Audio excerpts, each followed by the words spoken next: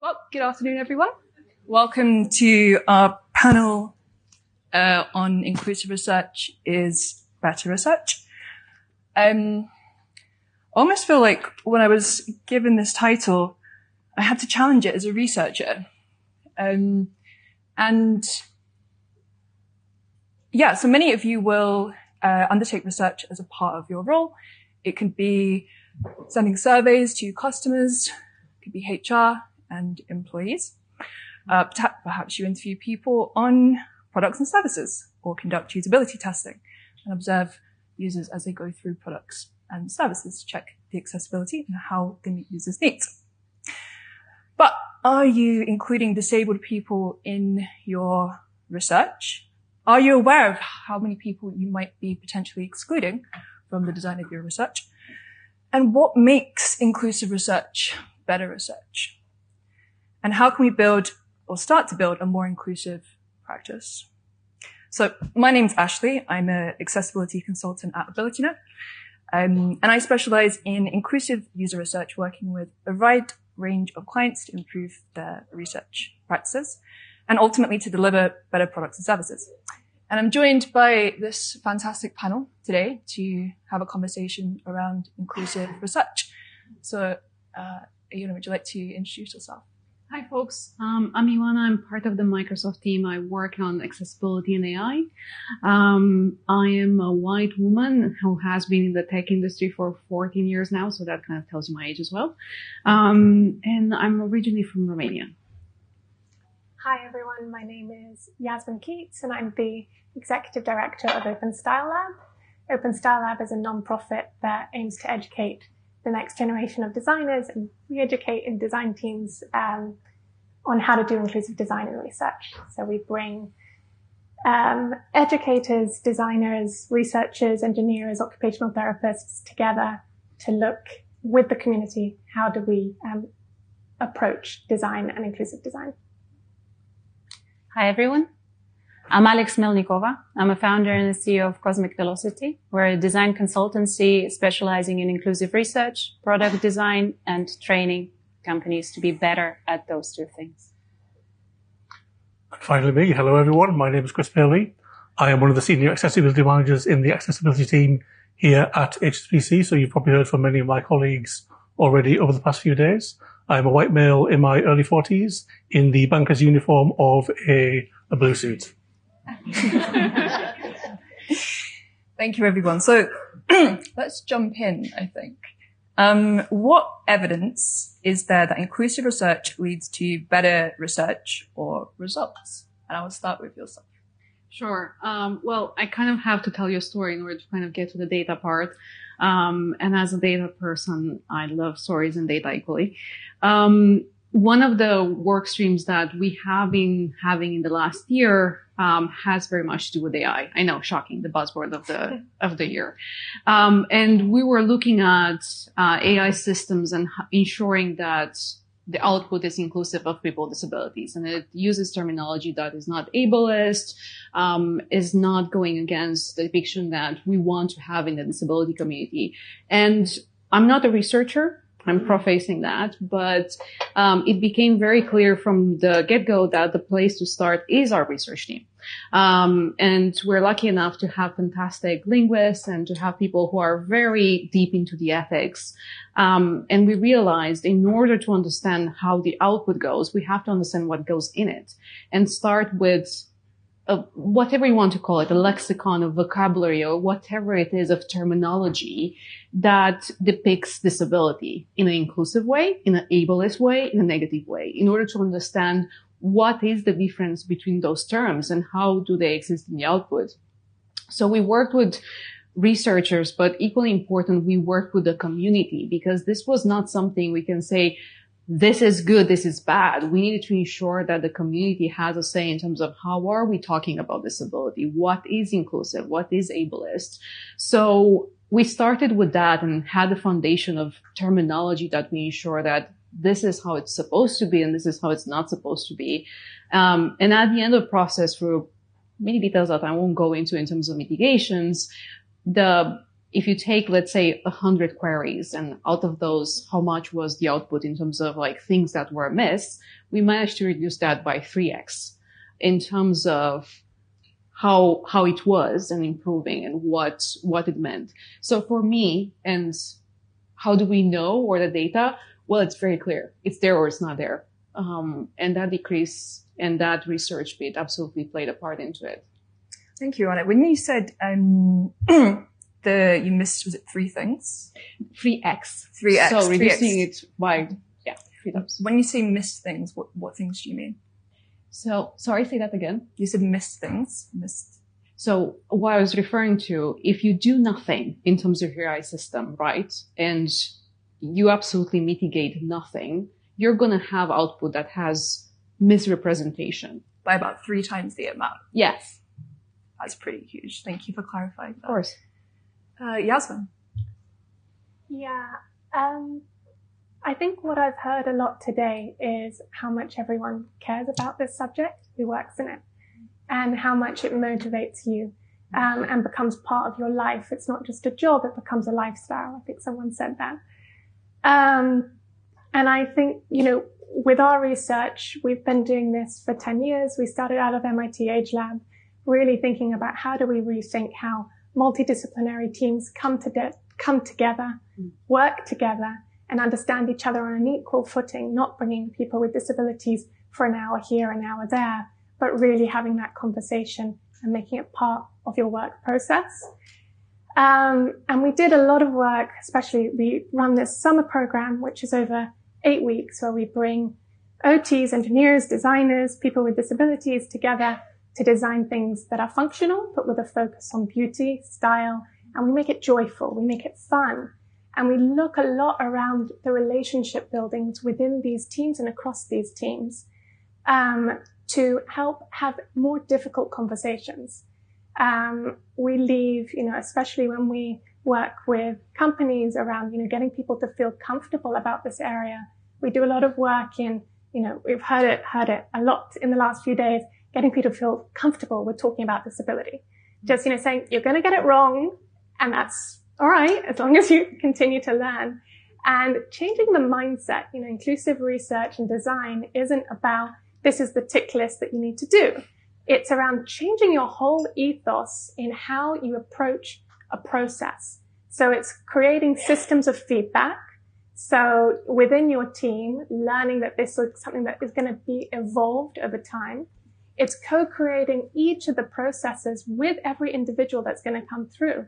With every person with lived experience that comes through our work, we co-create the session and their accessibility needs with them. We add that to our knowledge bank.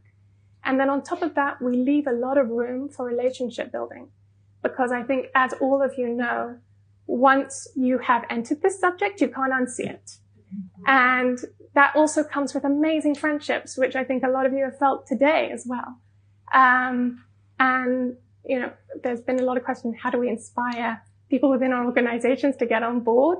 Show them that energy and get them to become friends with the people and build on that. Thank you, Yasmin. That's awesome. Yeah, so in Cosmic, we work a lot with people with disabilities directly. We do first-hand research. And I have a challenge for you, actually. Let's flip this question. Let's not do inclusive research. What do we have if we're not doing inclusive research? We have crash dummies modeled after male bodies, so women die in car crashes. First part, then what else do we have there? So I've just finished working within healthcare space, and I have a lot of numbers I can throw at you. So how about 70% of chronic pain patients are women, but 80% of chronic pain medications and treatments are still tested on male mice and men. So that's kind of another one. If we're not doing inclusive research, women have been absent from pharma research. As a result, every one of you in the room who identify as a woman twice as likely to suffer the side effects of medications. So when we're talking about inclusion, we are talking wider. We're talking about your language, your heritage, your gender, your so many things that come into play when we are building products and services. And for me, it's not even a question whether we should be, it's how we should be approaching it. Where should we be starting, inclusive research? When I was just starting my career, remember those of you who are researchers, any researchers in the room? Raise your hands. Do you remember when eye tracking was like a hot topic and everybody was like, yay? So I've experienced an absolutely terrifying moment when an eye tracking software couldn't detect anything but white faces. And the participants were like, am I sitting wrong? Am I in the, and then I suddenly realized the pattern and I was like, oh my God, it's been trained. Also the training data. Those of you who use Midjourney, raise your hands if you use Midjourney. AI thing to generate images. Teachers use it a lot nowadays in schools when they need to illustrate a concept. They put in a thing and then they're like, okay, show me a doctor. Try to put doctor in Midjourney and then try to put a nurse and then see what happens. Mm-hmm. So we codify our biases into our systems. And therefore it's so important to do this work to start with inclusive research, to lower the barrier for those who perhaps fear to enter that space to give it a go. So that's why. So for me, that question just brings up rage. So sorry for that. Chris? Thanks, Alex. Over to me. Thank you. Yeah, go for it, Chris. So it's a great question, actually. And I think for us, there are a couple of key points. We're a bank. We like numbers too. I think Molly said so yesterday in his opening speech. We did some research a few years ago with our UK Premier customers, and we found out that out of 6.1 million customers, 1.1 identified as having a disability, a neurodivergent condition, or a mental health condition. So I can't think of any other organization or any organization who would knowingly exclude research of 1/6 of their customer base. So the value of conducting research with participants with accessibility requirements is there. You're going to lose a significant amount of your user base. And the impact that has is we've seen kind of anecdotally when we've tested concepts, that when we've run user research, wider customer experience research in parallel with dedicated accessibility research, there is of course significant crossover in findings, but the results of the accessibility user research actually find additional insights which the other research didn't perhaps raise. And although these issues may have been found at a later date or considered later on in the process, getting them earlier on is obviously much more efficient and much more effective for us. Thank you, Chris. So I think what I was hearing a bit from the panel here was there's a concept called garbage in, garbage out. And if we're going to put in maybe not representative data, then we're going to get out non-representative data. I don't know what that's going to look like in the future. And then also the kind of, I don't know if I want to quite call it the business case, but the higher value of conducting inclusive research for finding a broader range of data that we can then use to build our products and services. So my next question is going to be, what have you had to change about the way that you research or work to be inclusive of disabled populations? I'm going to open this up, so feel free to chime in if you want to answer. I'm happy to start, but I'm going to answer a slightly different question because I'm awkward like that. I think the second thing we thought about it when we were looking at how we build our inclusive user research practice is the wider cultural impact it can have. Research is a series of processes, toolkits, and methods. You have recruitment, you have communication to participants, you have tooling, you have tools like Zoom, the providers are available that you can conduct sessions in, or you may be bringing in participants into a physical premises. In order to conduct inclusive user research, you need to make sure that all of those processes are accessible. So there will be lots of learnings you will find from that. Some of them you may need to act upon and improve, but these wider learnings can just feed into your wider processes. And as you may have heard from other speakers, we're taking an holistic view of our accessibility policy. So all of these findings go into our knowledge base and influence our wider policy and processes. Amazing. Sorry, Ash. I want to build on what Chris just said, because we conducted a study on how to do more inclusive research, where we're like, let's conduct it with serial participants and who identify as having a disability and moderators with disability. So what we found is, in exactly what you're saying in terms of those specific findings, for example, time, what changed for my practice is I became more precise with time, because time has a large impact on people within a neurodiversity space, and some other, and within some other disabilities, to make sure that people know what to expect. We're preparing, we're allowing to use their own devices. So to reduce cognitive load on, and I mean, gone are the days of the labs for us, at least. We're trying to set up the space, if they're coming to our space, as much close to the space in which they would be operating the digital service as possible, versus like a sterile lab where they're sat operating, testing on the computer, in a foreign environment. So those are definitely the things that we found were super important of that study. And safeguarding the moderators. So moderators themselves, are very passionate, like all of us in this room, about all of the subjects, and it feels like it's super important to kind of watch that space and to be very open with that space. Indeed, I agree. And if I could just add to that, I think when I kind of got the brief from you, actually, I was thinking about kind of my own progression, from a former practitioner, and the skills I learned as a moderator. When you're moderating sessions with individuals with accessibility requirements, it builds your skill as a moderator, because you have to rely on different skills for different participants. So if you're working with a screen reader user, for example, the tool you have as a moderator is your tone of voice. That's it. You don't have the non-verbal cues. You can't use body language. So it really makes you focus and develop on these skills. And of course, those abilities are transferable to other participants. And of course, the wider skill of moderating itself, where we always have, I think, a few minutes at each session, which we call a warm-up. And we say it's for the participant. It's really also for the moderator to understand how is best to moderate that session so it's effective and make the participant feel comfortable.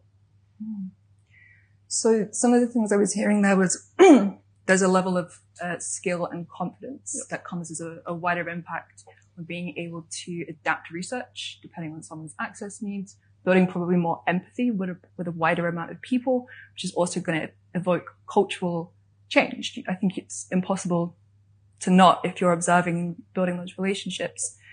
And then we also touched on the safety element as well. So yeah, being able to manage your own mental health, because sometimes conducting research with excluded populations can be quite traumatic. Can I add a different type of lesson or something that we had to unlearn? I think it's also important not to get too hung up on how you've been doing research and try different things. And we have an example as a tech industry. So with speech-to-text model captioning, we know that they don't perform as well on atypical speech. So if you think Parkinson's, you think of stuttering, people have strokes, those models really struggle in terms of identifying correctly, accurately their speech. And for many, many years, all of us in the tech industry were trying to get data and research in terms of how can we improve that. And we realized that this very siloed approach we had was not working, and we had to come together. So there's a very public project. It's called the Speech Accessibility Project. It's being run by the University of Illinois in the US, and all of us in the tech industry are taking part of it. So it's us at Microsoft, our friends are Google, at Apple, at Amazon, because the silos way of doing things was simply not working. So sometimes you kind of have to take a step back and realize that, yes, we do compete in our specific circles, but there's things that we have to come together for. And that was an important lesson of, let's take a step back and actually think broader than just what is in front of us. So I think one of the things that came to mind for me there was creativity kind of in the research process, to try different things and not just to keep to the same ways in which we've been doing stuff. And of course, to still measure it, it's definitely something we've seen as well. But Yasmin, I wanted to check if there was anything you wanted to come in there. Anything? No, I love what the fellow panelists have said, but I do want to add one more thing, which is, so I went to study architecture when I was 18. And I was the only visually disabled person in the whole school because you can't even get through the door. It's an old Georgian building. And they said they had a 10-year plan. I've since been back 13 years. Nothing's changed. All of us on our team, we're academics as well. We always teach on the side. I've had many situations in academic institutions where the lift is broken or there isn't a ramp in the whole school. And if you can't even have people with disabilities getting into these institutions, how are we going to educate the next generation of designers, researchers, engineers that have lived experience? I've had so many people in this room talk about wanting to employ more people with disabilities. I'll get to the point. It's coming. But how are we preparing that in the next 10 years if we don't have programs and we don't have material that support this? And the infrastructure, and we're not putting pressure on these institutions to educate this next generation. Now, my next point is, employ people with disabilities and lived experience to help you with the research, not just be co-designers to help you with the research. They'll be able to build trust better and connect with people in the audience. You know, every disability is different. I know every time I talk to someone else, I'm learning a whole new thing and my mind is blown. But we need to have everything working together so that you can have people coming into your workforce that can improve these better research processes. So including more staff and employees who are diverse to come into the research process to help with the co-creation of the research process itself. Before I go to the next question, is there anything that anyone would like to add to that? I think from our research with children with disabilities, that was very, very recent and by far one of the most complex projects we ran. And it's about adopting the mainstream school materials to accommodate for different disabilities. Adaptability of the researcher in research space is super important because a lot of disabilities have that component of intersectionality and within the space, research with children is very different than research with adults, for instance. So we had to adapt everything from our methods from the labs to the space to a person coming in saying, no, I'm not going to sit down there. I'm going to sit over there in the corner. And no, I'm not going to touch this device. I'm going to just tell you a story. And you're like, okay, let's play with this. Let's go in. Let's immerse ourselves in the way that, the participant is leading the conversation. So forget the school off a little bit, like we have a discussion guide and we're going through this process. Researchers in the room will understand and will get that into the space of what am I here to do fundamentally and what am I here to enable as a researcher.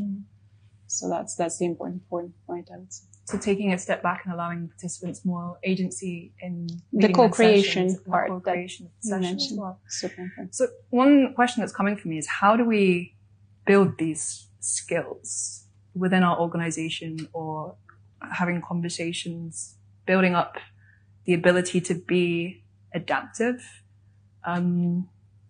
If anyone's got any thoughts on that kind of building that skill set and that confidence as well. A lot of people I speak to have a real strong intent in conducting more inclusive research, but there's a lot of fear in starting. I think bring in community-based organizations to help you at the beginning. That shouldn't be the end goal. Start by running one inclusive design workshop.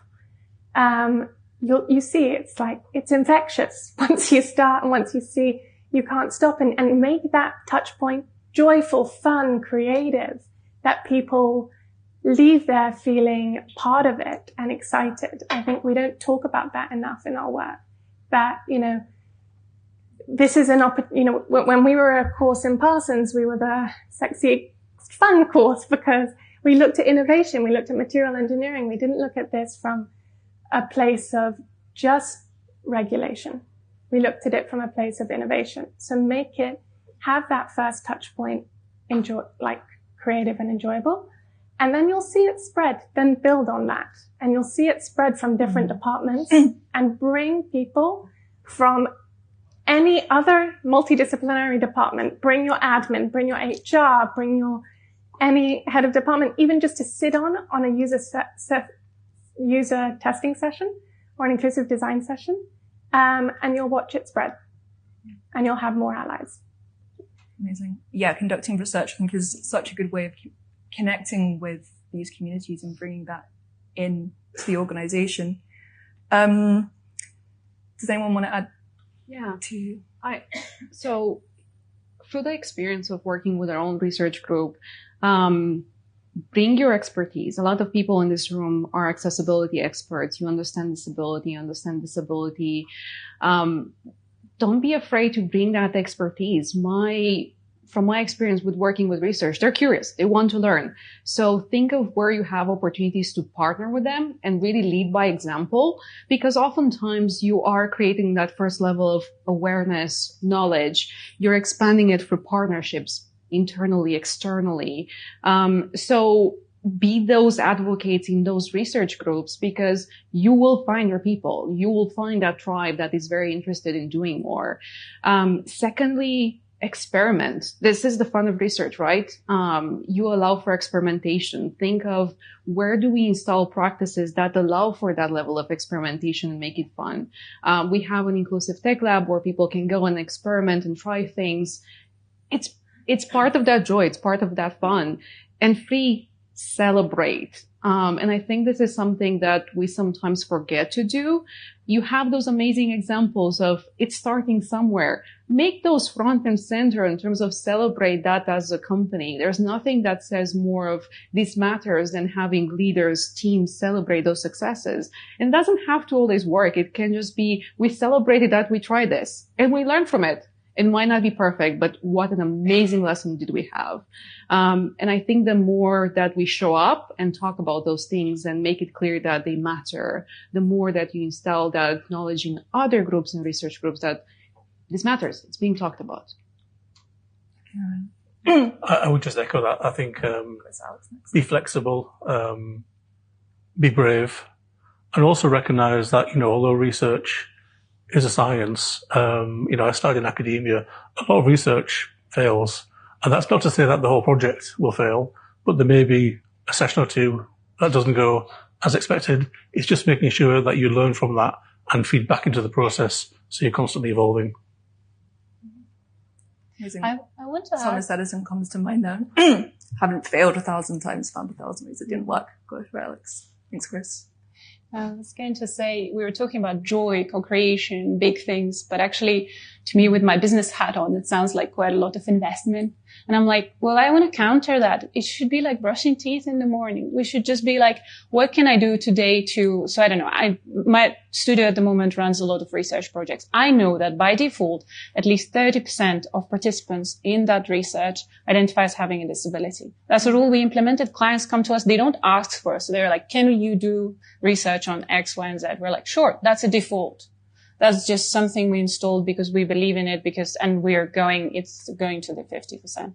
So it feels like we could do something. I would challenge each and every one in this room to think, well, what can I do today on a small scale on where my sort of power sits to change things for other people? And it doesn't need to be, sorry to counter this a little bit, but I'm all for co-creation and big events, but I feel it should be more habitual. Raise your hands if you think WCAG is fun to read. Like we were talking about fun.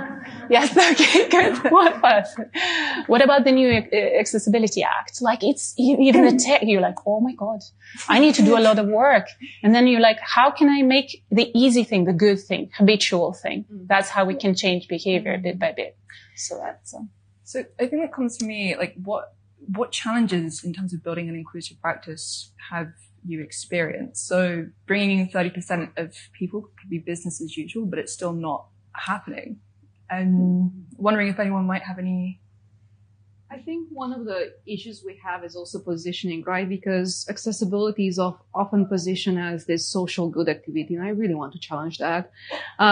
Because accessibility is not a social good activity. It's often a research problem. It's often a technical problem, a development problem, in the sense of this is a really cool challenge to solve.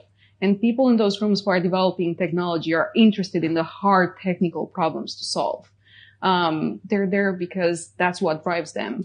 And also accessibility is incredibly good for business. So I think it's important to not just focus on, yes, it is good for society, but at the end of the day, it's a really cool thing to work on and it's good for business. And oftentimes we have to reposition it versus like, well, yeah, it's this nice like CSR activity. No, it's not. I'm interested just to divert to Chris here, on this topic, because it feels like there's, I've actually just forgotten my words.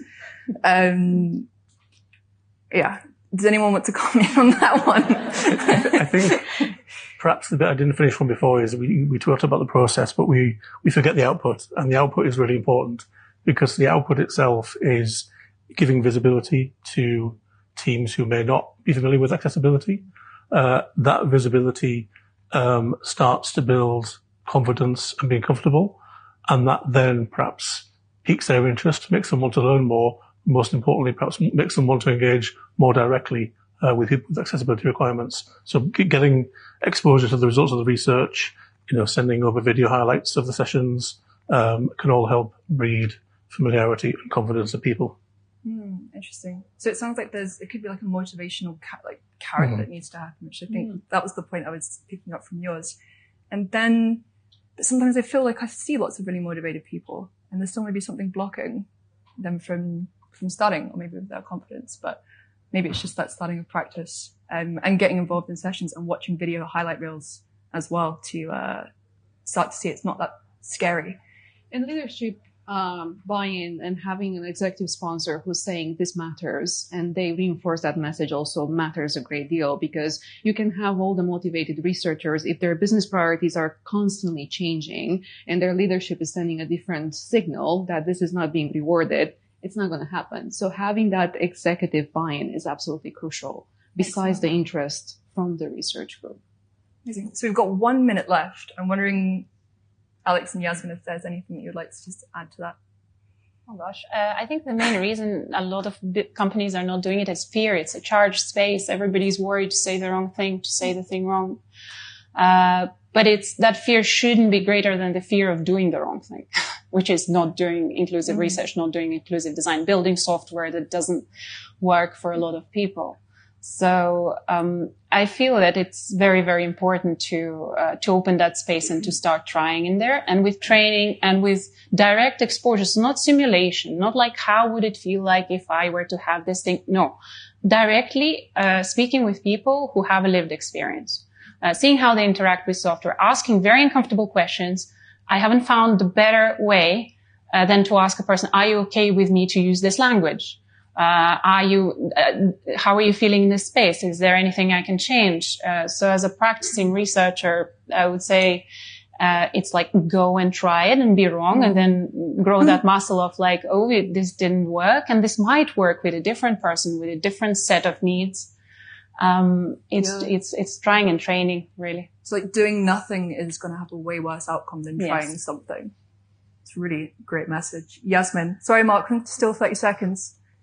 I want to echo a bit what Alex said, just around getting people to feel comfortable in this area and finding that connection. Everyone's going to know someone who has a disability or has it personally. And, I'd love that we're not talking about disability like it's a separate thing. It's just a part of life and our journey.